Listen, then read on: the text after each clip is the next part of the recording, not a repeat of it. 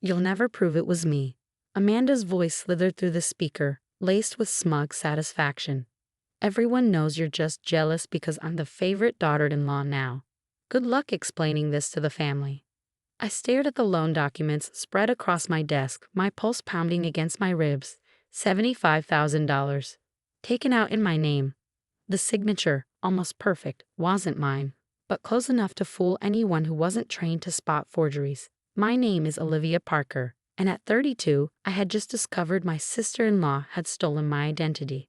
Amanda, I said, forcing my voice into a measured calm. Years of professional training clicked into place. Taking out a loan in someone else's name? That's identity theft, a federal crime. She laughed, sharp and mocking. Oh please, no one's going to believe you. I've already told everyone you're making up lies because you're bitter. Even Mark thinks you're just being paranoid. Mark, my husband of 5 years, forever caught between keeping the peace and ignoring the obvious. Amanda had burrowed into our lives like a parasite after her divorce 6 months ago. Hovering, snooping, feigning concern about our finances while rifling through our mail when she thought we weren't looking. Besides, he added sweetly, the money's gone. Spent. What are you going to do about it? Amanda had no idea who she was dealing with. 15 years in digital forensics for major financial institutions meant I'd seen it all. Fraud, forgery, financial manipulation. I knew how these schemes played out. More importantly, I knew how to dismantle them. Thanks for letting me know, I said smoothly, my thumb tapping the record button on my phone. Anything else you'd like to confess?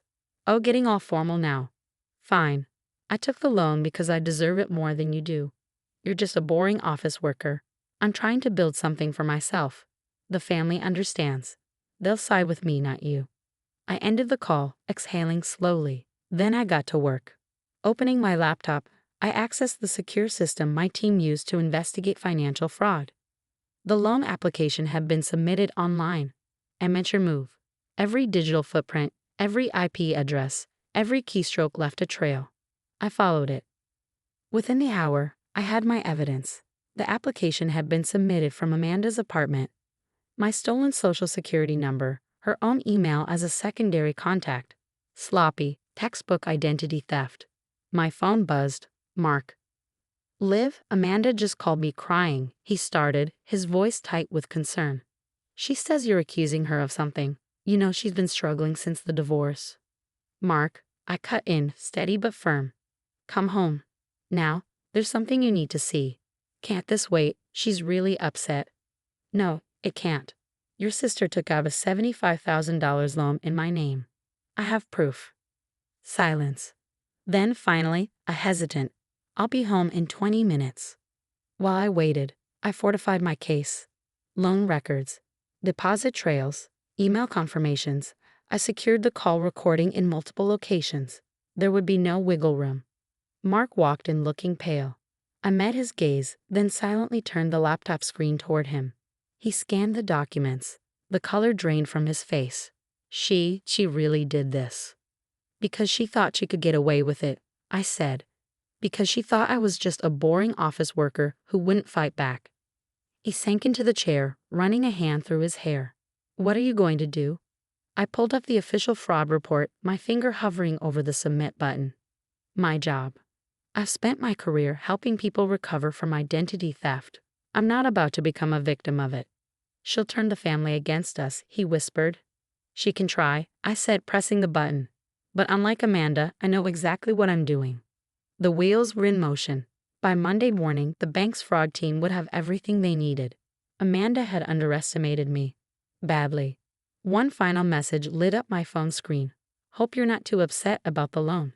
Maybe this will teach you to be more generous with family.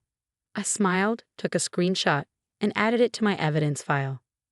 Amanda had just made the worst mistake of her life, and she didn't even know it yet. Monday morning, I arrived at work earlier than usual.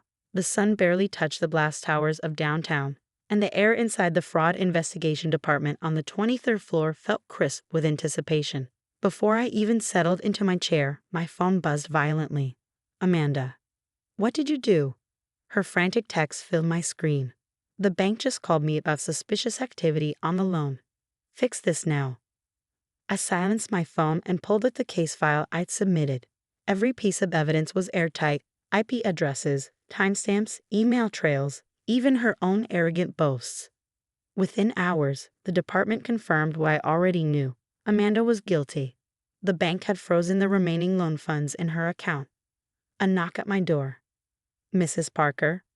My colleague James peered in. "The police investigator is here to discuss the identity theft case you reported."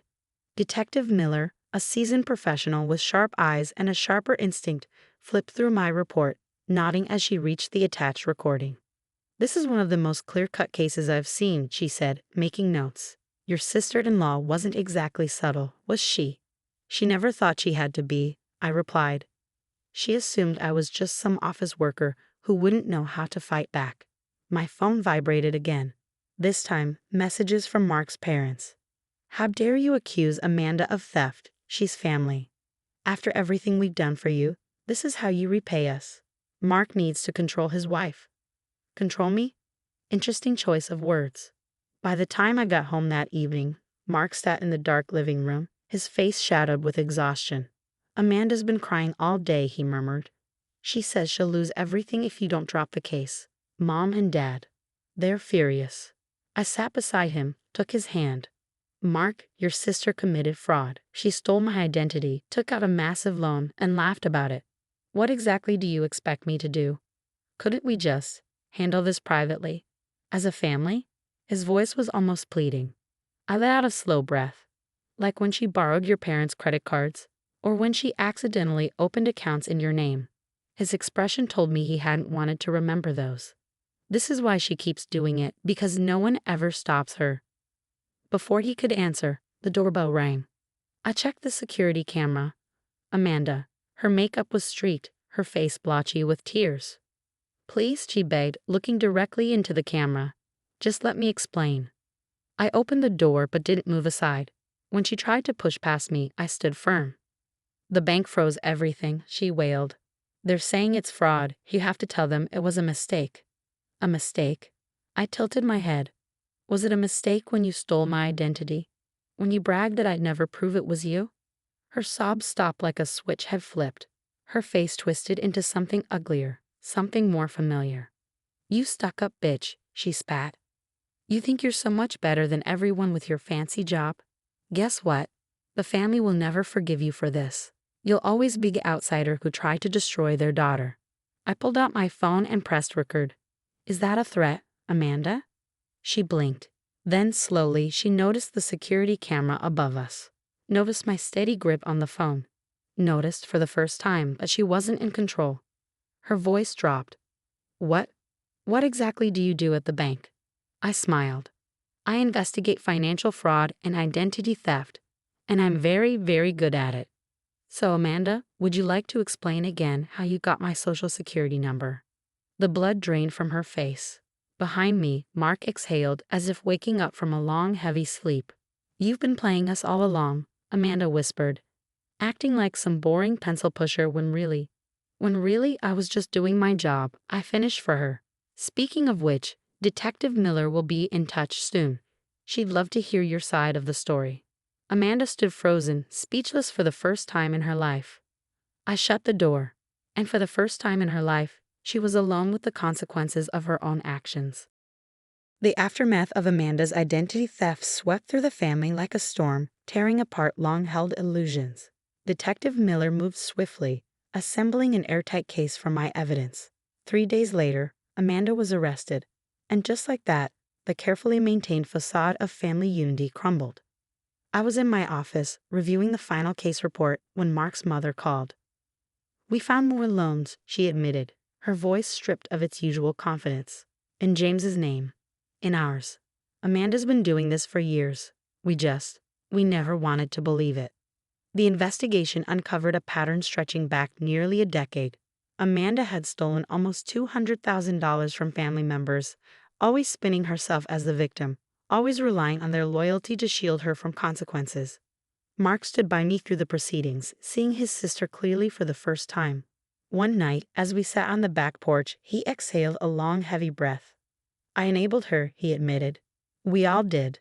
Every time we covered for her, We made it easier for her to hurt someone else. Amanda took a plea deal, 5 years of probation, mandatory financial counseling, and a court-ordered repayment plan. But the family's response was what surprised me most. During a small, subdued family dinner, my father-in-law set down his fork and looked me in the eye. "We owe you an apology," he said. "When Amanda called you vindictive, we believed her, because it was easier than facing the truth. You didn't just protect yourself. You forced us to face something we should have confronted years ago." The table was quieter than usual. Amanda's empty chair was a stark reminder of all the years they'd ignored the signs, the times they'd made excuses. But there was also something new in the air: honesty. "I found more evidence," my mother-in-law murmured, hands tightening around her coffee cup. "Old bank statements, times when money went missing, when things didn't add up. We always convinced ourselves it was a mistake. We never wanted to see what was right in front of us." Under the table, Mark squeezed my hand. Small gestures of gratitude had become his way of showing me how much had changed. Our marriage, once defined by unspoken tensions, had strengthened. No more pretense, no more avoidance. Just truth. 3 months after Amanda's arrest, I found an envelope in the mail. The handwriting was familiar, but shakier than before. "Dear Olivia," it began. "I've spent a lot of time in counseling trying to understand why I did what I did. The easy answer is money. But the truth? I resented you. You built your success the right way, while I was always looking for shortcuts. Telling myself you were boring and plain was easier than admitting I was jealous. I'm sorry, not just for stealing from you, but for every time I tried to tear you down to make myself feel bigger." I handed the letter to Mark, watching his face as he absorbed his sister's words. "She's finally getting help," he murmured. "Real help. Not just excuses and cover-ups." The family began to heal, slowly and deliberately. Weekly dinners resumed, but this time, conversations were more honest. My in-laws started therapy, learning to acknowledge their mistakes, to set boundaries, to rebuild trust piece by piece.